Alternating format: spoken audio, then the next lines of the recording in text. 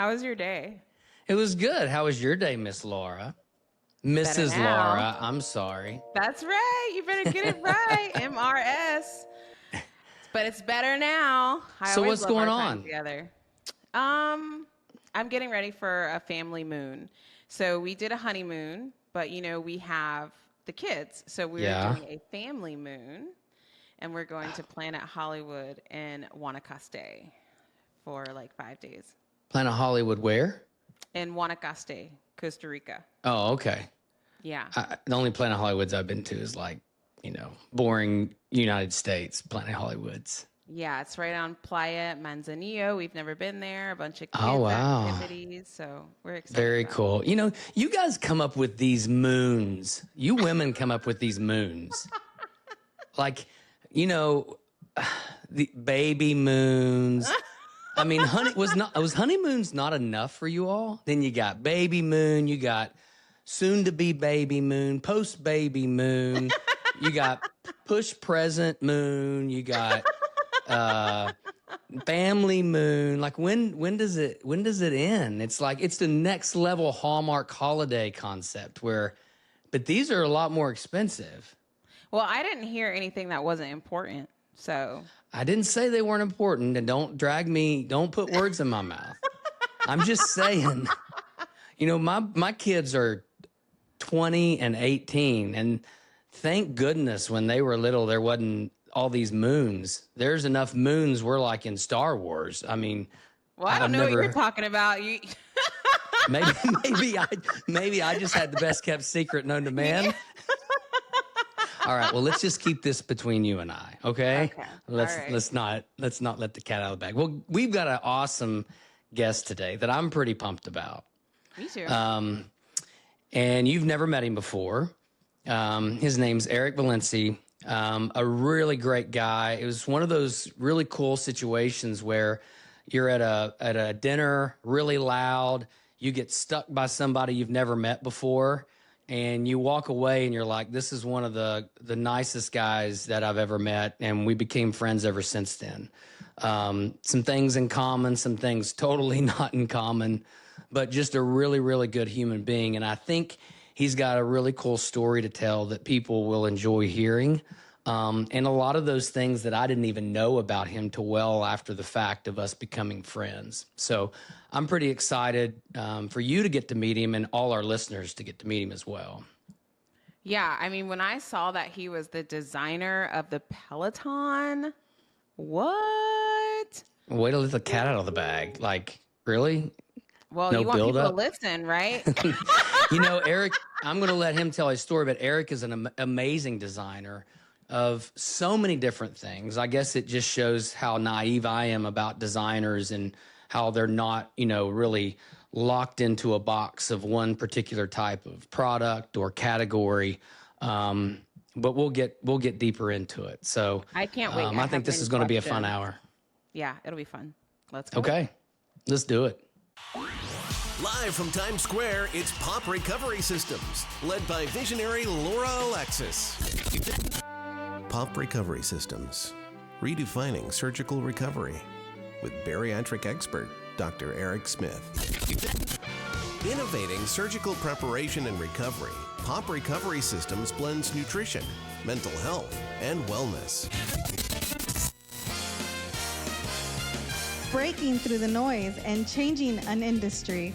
Join Laura Alexis and Dr. Eric Smith on the Pop Culture Podcast.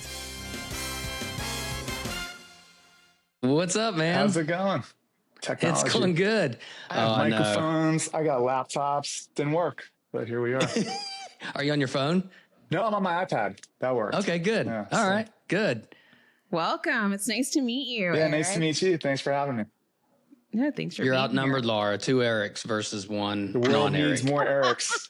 That's right. I can handle it. He has a little bit better hair than I do. Just a little. I don't know For about how that, long? Eric. But for how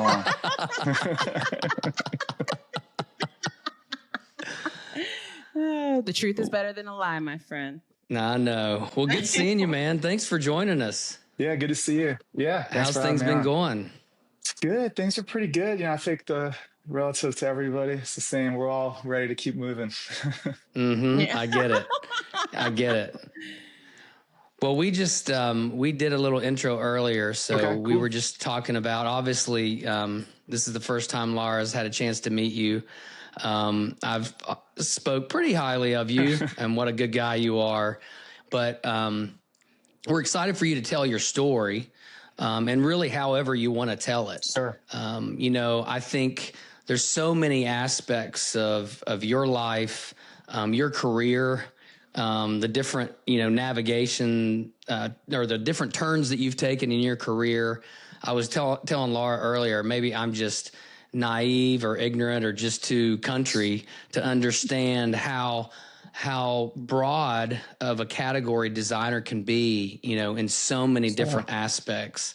I know the one question Laura's going to want to ask in regards to that, but I would love for you to kind of share your story first about your family and the history of designer, in your family.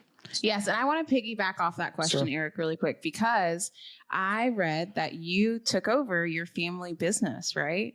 And so that to me is extremely cool. That's something that I'm trying to build for my kids to have the opportunity. So when you were growing up, was that just like a thing you knew that you were going to be in the family business? Definitely not. I definitely didn't know. I knew I wanted to be creative.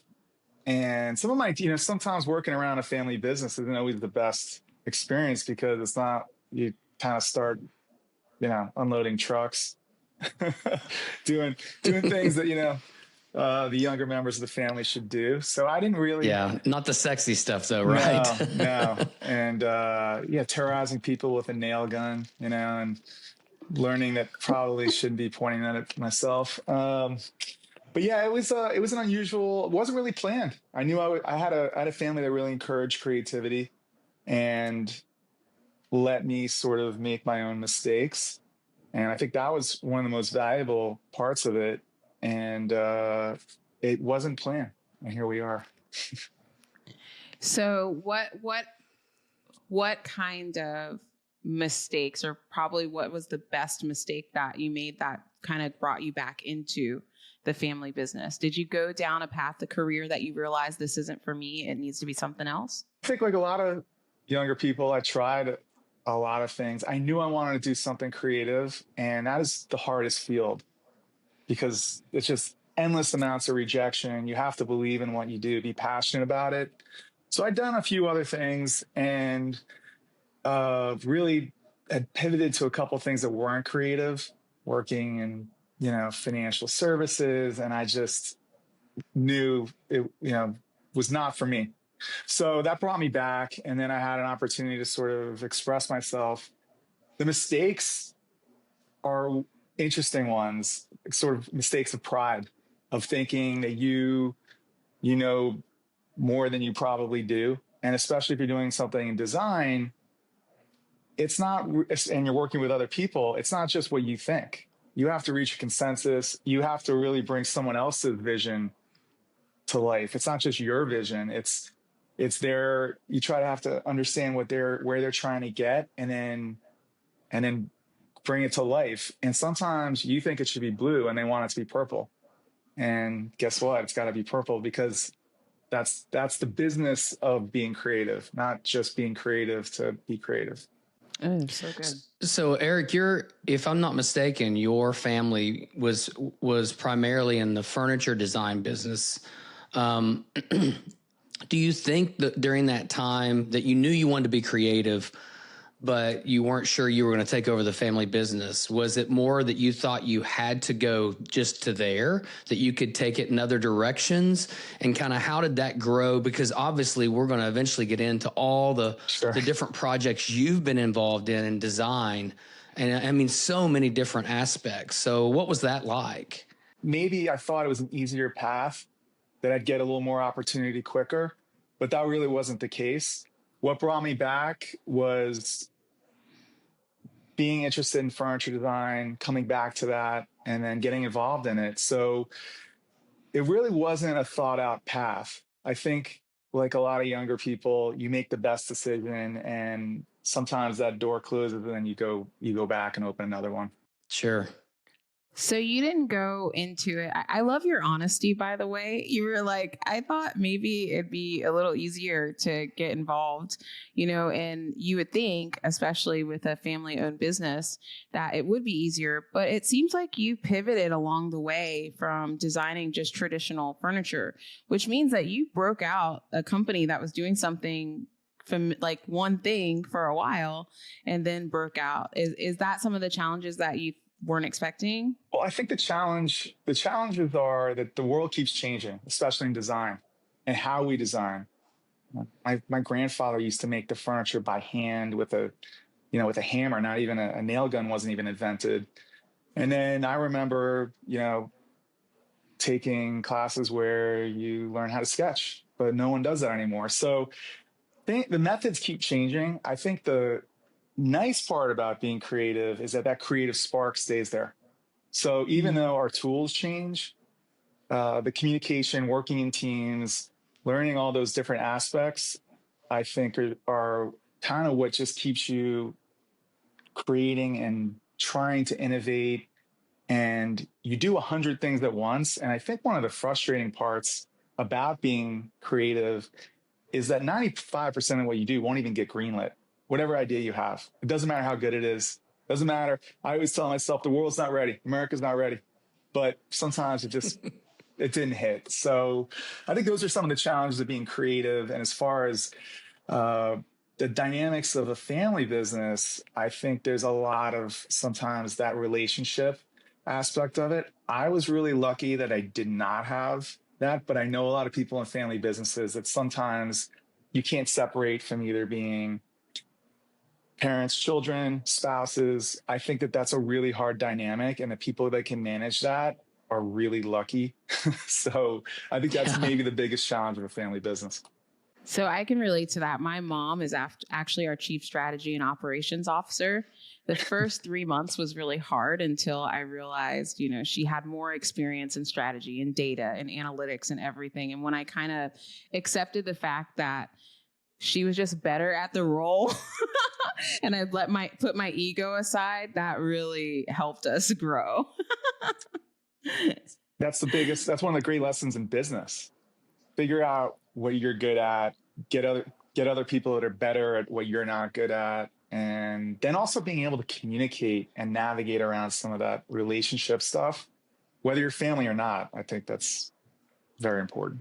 I think that's so true. I can tell you, even as a physician, and I've been doing this over 18 years now, it took me a while to realize, just because I had doctor by my name, that I wasn't the best person to do everything for the patients.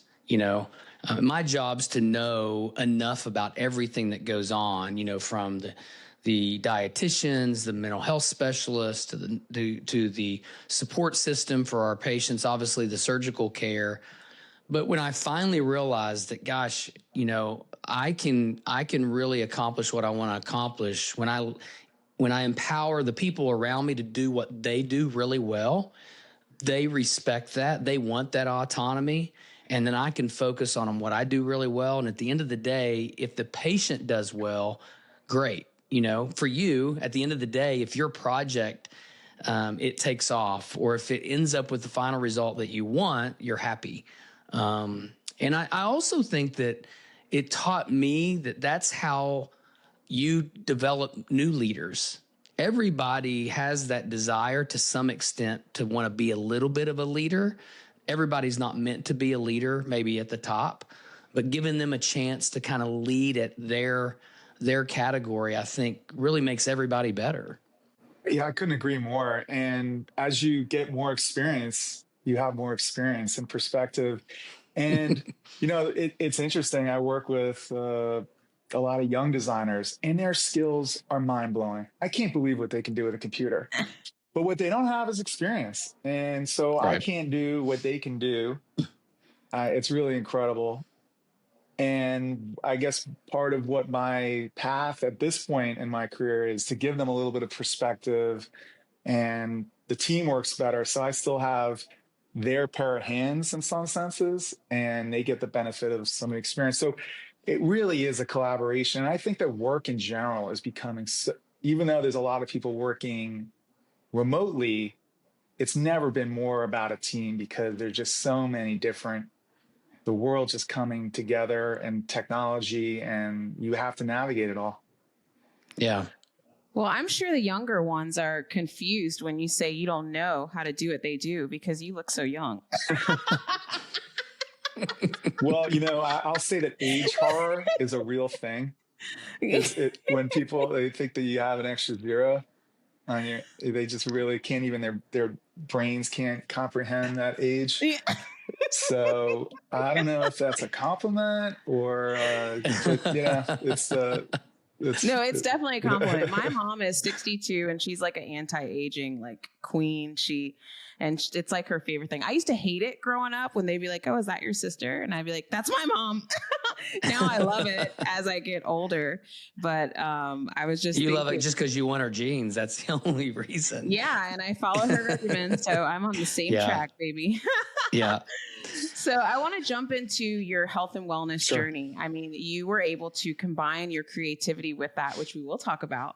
But at what point of your life did health and wellness become at such a forefront and become so important to you? Was it from the beginning, or was it something that you had to learn?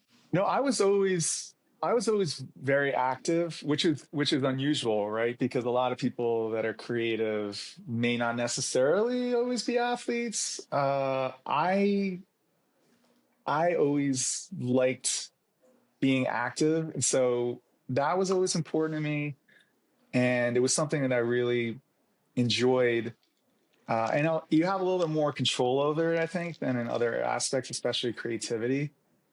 But the journey, just like my career in life, has been informed by a lot of perspective. I think when I was younger, and just the way I trained, the way I did anything, and pain's a great educator. A lot of injuries. And anyone who's active or anyone who ages, we're just gonna have injuries. And I think when you're younger, you're not aware of that, and you do bounce back quicker, where things, especially if you're something that you enjoy, it just comes easier. But ultimately there's this humility of just injury and not being able to do the things you can do. So I think for me, it changed a lot. I think that there's in my personality, maybe a perfectionist tendency, especially in how I create. And that's not the real world. And so I think there's a lot of humility that comes through just having those injuries and battling through it. And so my journey definitely was informed from enjoying it, personally having injuries, and then getting to work in the space. So it's been a really, I don't know how many hours we have to talk about it, but it's been a ride. What was your most, like, what one of your injuries had a thumbprint in how it kind of gave you that humility that you're talking about? Well, the first one, the first one was I had some soft tissue injuries, and I couldn't, I was training to do really long runs, and I just couldn't walk because I was training through it. And I didn't understand that rest is an integral part of it. The most humbling, the biggest journey actually happened this January. I'm a really big skier. I shattered my tibia, which was not a fun injury. The hardest part was non-weight bearing for 12 weeks. Like, you couldn't put any weight, crutches for 12 weeks, not even a scooter, just crutches. But it was actually, I feel very lucky that I wasn't hurt differently or worse. And that was a really difficult surgery. Dr. Eric probably knows a little bit more of the science behind it. But then you just got to heal. There's no rehab. You just have to let the hardware and the pins cook. And that is an interesting journey for 12 weeks of being on crutches. So I'm going to save some of our listeners from having to Google, like I would, what is a soft tissue injury? Sure. And where is the tibia, Dr. Smith? Break it down for us. Well, when he's talking about soft tissue injuries, and Eric, you can tell us what your soft tissue injuries were, but that's, muscle deep muscular injuries, things like that. Tibia is a bone. So he had a pretty, Eric and I saw each other few weeks ago and hadn't seen each other in a while. And he was showing me pictures of his x-ray. And when he shattered his tibia, he shattered his tibia. This man's got a lot of hardware in his leg right now. Sure. So they had to take that bone out because it No, was luckily, shattered? no, yeah. I mean, Dr. Eric can describe it. They basically stabilize it with an external halo, and then they put in a plate and a bunch of screws. So he has like an external fixator. So it looks like these rings around his leg with these pins or screws going through the skin into the bone to hold it stable so all the pieces are aligned and start to grow back together. So wow. It's a significant injury, and it's not and I'm sure we'll get into this this evening, but it's not just the injury and the pain of the injury. It changes your function during that period. You become dependent upon people when you normally weren't. You can't do basic functional activities. It can get pretty frustrating when you have things like that, and it's a challenge just to swing your leg over the side of the bed and get your crutches, or you sit down and you're like, crap, my crutches are over there. Yeah. I'm by myself. How do I get there? The humility is magnified in situations like that, I'm sure. And all I think about, Eric, is your mental health. Like that's like that's like a big red alarm going off. How did you handle that? It happened to me at a point in my life where I was able to handle it, because I don't know that at 18 I would have been able to. It was basically a point in my life that, being a father, being a son, having life experience, and not really feeling sorry for myself, which I don't know that I would have at 18 or 20 or 25 or 30.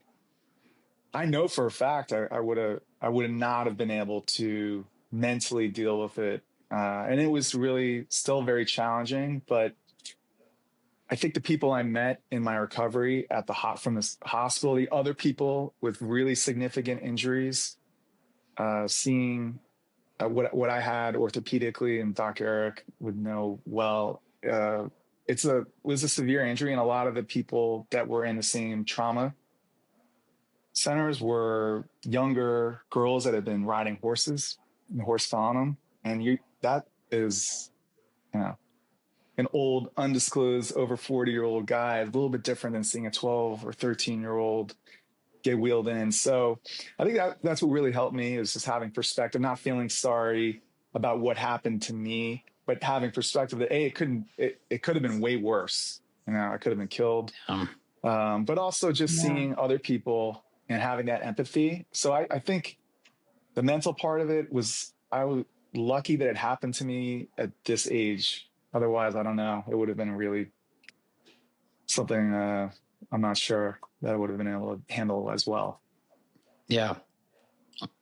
When I saw Eric not too long ago, he was telling me about the injury. I didn't know anything about it. When he's being a little humble about his recreational activity and his adrenaline rushes that he loves to do. I mean, this dude gets in helicopters and flies to the top of mountains that, in my opinion, humans shouldn't go to ski down. My gosh.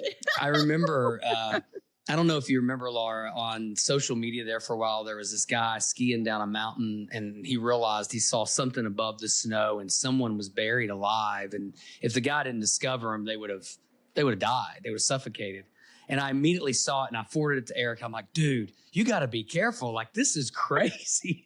But he sent me pictures before, and it's so fascinating, so cool. But, it's extreme. It is very challenging. And so I remember him telling me about the injury, and as strong as he is, he admitted, he's like, yeah, man, it knocked me down a little bit. It really took a toll mentally to realize, it changes your perspective. It makes you humble. And I could just tell in the tone of his voice, when he described that to me, that even now, as strong as he is, it had that impact. I want to change gears just a little bit because I know Laura's dying to ask this question and she's trying to figure out how to get there. And I knew, Eric and I, we've never really even talked about this hanging out. I didn't even know this about him when we first met. But I know, knowing you now, you've showed me projects that you've done, like world famous bottles for spirits that have won awards. I stayed in hotels that he's like, oh yeah, I did all of that part of the hotel, all of that lobby, all of that decor. And I'm like, what? And then obviously the big question is, how did you end up marrying your creativity to health, wellness, and fitness and end up designing the Peloton and the Soul Cycle too, if I'm not mistaken? Is that correct? Yeah. The originals. It's an unusual journey. I think that they tell a writer, write what you know, because your own life and your own experience. And so I was into my career a good bit and have been doing really, to me, phenomenal, fulfilling projects, sports stadiums, hotels, and then like fitness adjacent. So it'd be a mall and this boutique fitness studio would be going in, and that was sort of, and I kept trying to just hang around, and eventually, I had worked on an interior project around fitness, and then the first project the big fitness project for product design was an indoor bike for Soul Cycle, which was one of the first cultish indoor cycling studios. And it was funny because I had never worked on a bike, but when you're working in interiors and architecture, there's a lot of different trades. There's metal and electric. And so a bike didn't really seem that intimidating, which, there's no easy project, but I knew I could do it. And so that really was just opportunity. That opportunity hit. No one talks about ones that don't. So it wasn't the first fitness project I tried to do. It was just the one that actually got greenlit and it happened. So it's nice to have, that perspective. I guess people write a lot less about your failures, or you don't share them as much, but there are a million. So it wasn't just that, why not just happen? I decided to do it. Yeah. First project. I did the Soul Cycle. But I was really passionate about it and I kept pursuing it. And then the interesting part, which I think is a good parallel to almost anyone's career, is that the more you work, the more you get a chance to work on a project. So I'm sure with surgery or broadcasting, then the one guest leads to another guest, or one patient leads to another patient if it's a good outcome.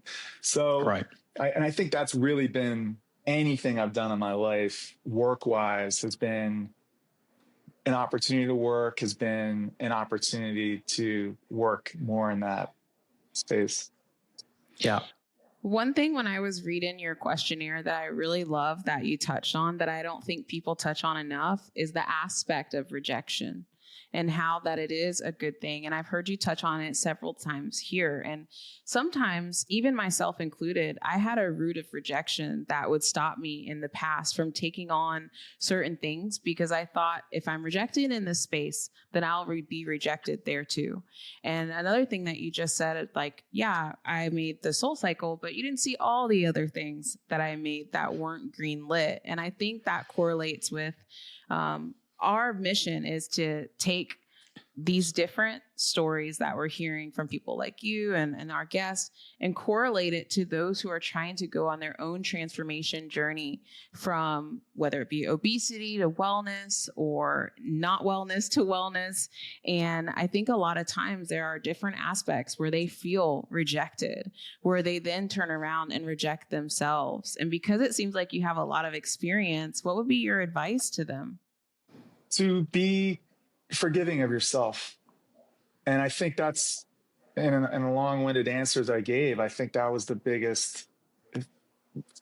the lesson I learned in my life. And when I said that my recovery from this injury, I wouldn't have been able to deal with it as well. But, when we're talking engaged, hopefully we're having a good day externally, but everyone has a bad day. And I think it can be really, and everyone especially with social media, everyone's doing great. Everyone's perfect. There's Yeah. nothing bad. It's always sunny. And I think that's maybe a harder aspect that Dr. and Eric and I may not have grown up with as much, that our failures maybe were a little more private. But it's okay to fail. I think that's the lesson, is that you might not, it's okay. And then having that feeling isn't a bad thing. Feeling negative, it's okay. You just have to work your way through it and process it. I do a lot of work in general on that, to just process what I'm feeling and work through it. Yeah. I think it's so true. When Eric and I first met, one of the things we had in common is we've got, he's got a son that's similar age to Connor, my youngest son. We were just talking about, being a boy dad and all those things that go along with it. But when you've got kids, and Laura, yours are younger right now, but it's hard to get a kid to understand that failure is not a sign that you're not good at that.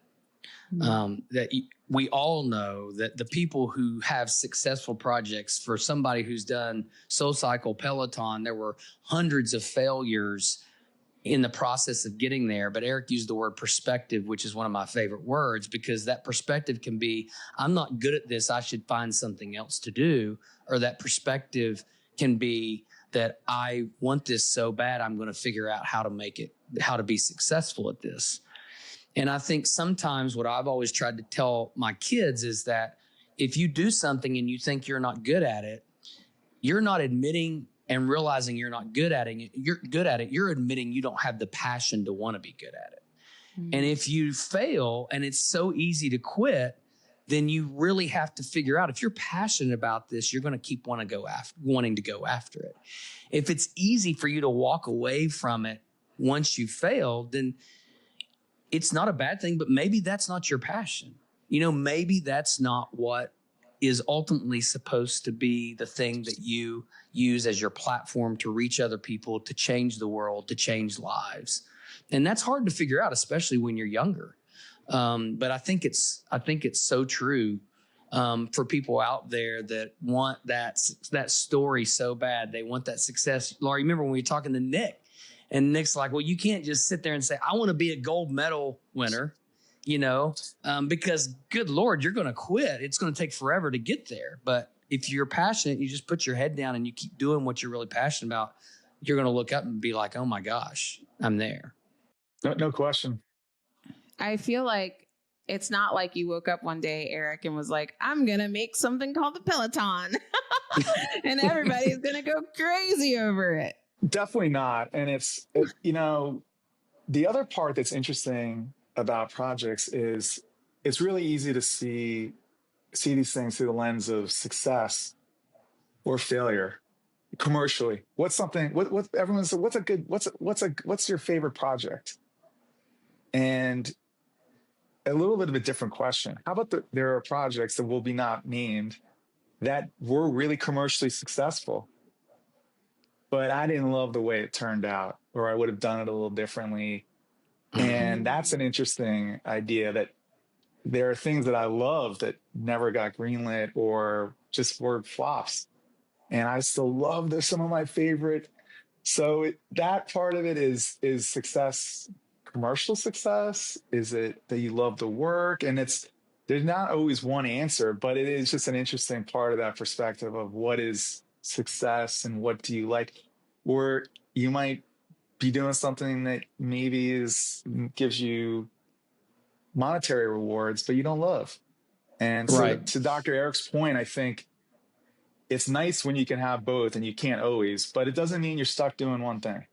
Well, it's that perspective. Your gratification isn't just everybody knows about this, or your gratification isn't, I got this really big check because this was a huge product. Your gratification is looking at your work and it brought you joy, whether it brought you monetary rewards or not. It was not in vain. Every ounce of energy that you put into that still brought you satisfaction because you have the right perspective. Now, yeah. Before I was like, why isn't anyone buying it? What's wrong with that? All right, so I'm gonna make this really generic for our listeners, because I have to talk generic because that's how sometimes my mind works too. If you could pick because there's a lot of people on here that are like designer. All right, tell me what that exactly means, Sure. right?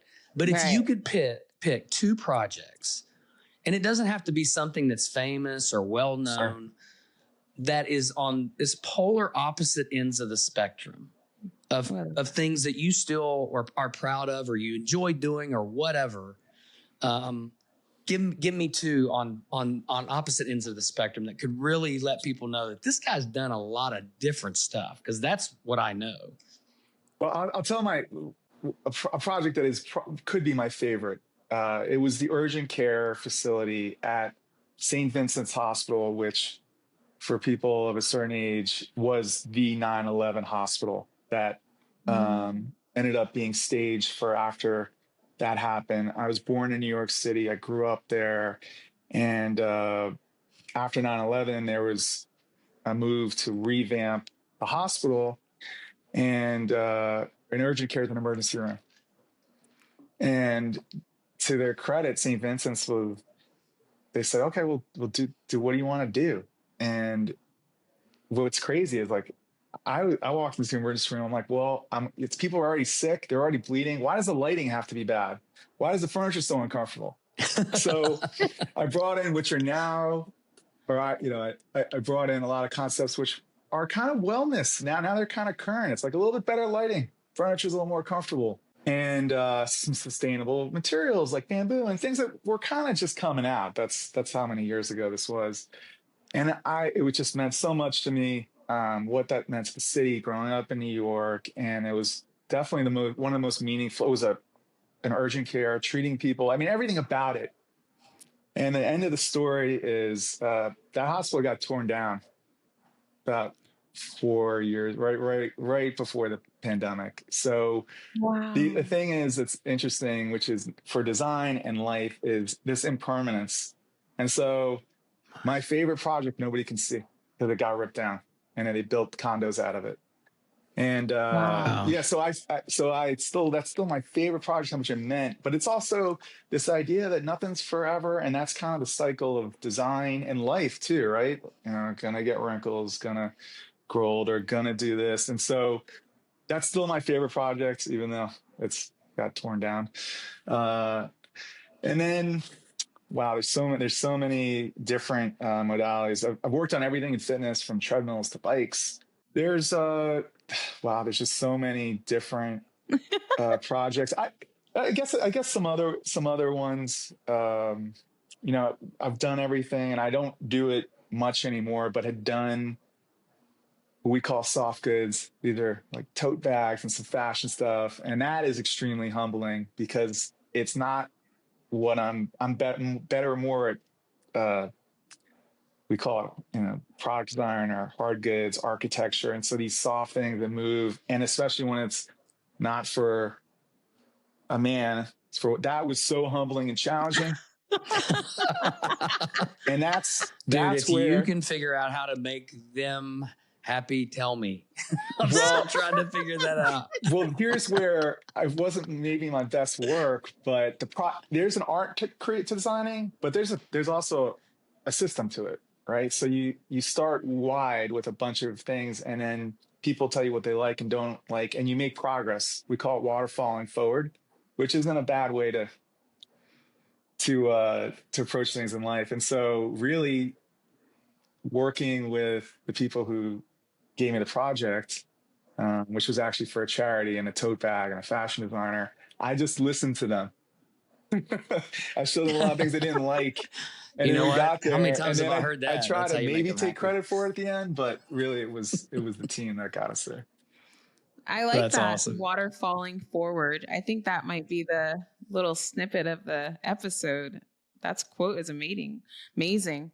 Water falling forward. Yeah, you just take a bunch of things, you show it to people, and even though some things aren't what they like, but when someone tells you they hate something, you just checked off a whole side of things. The hardest thing to do is when someone's like, draw me something, design me something. How about, well, I'm looking for something in this color, or here's a shape I like. That at least gives you a little bit of something to work with. Right. So that waterfall process, I try to use it a lot.